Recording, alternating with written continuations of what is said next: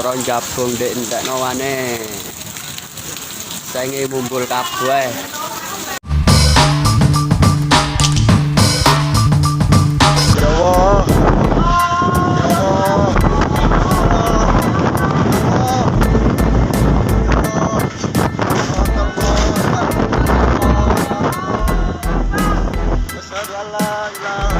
Bencana angin puting beliung kembali melanda warga desa Boro Jabung, Kecamatan Jabung, Kabupaten Malang, Jawa Timur, sore hari pada tanggal 29 Januari tahun 2022.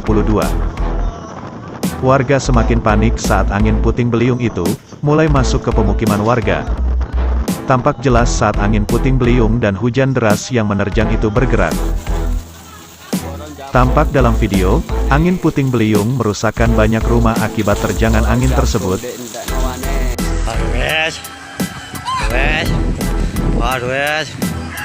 Dan angin puting beliung juga menerjang daerah kandang ayam dekat dengan pemukiman warga. Masih belum diketahui apakah ada korban jiwa dalam peristiwa ini.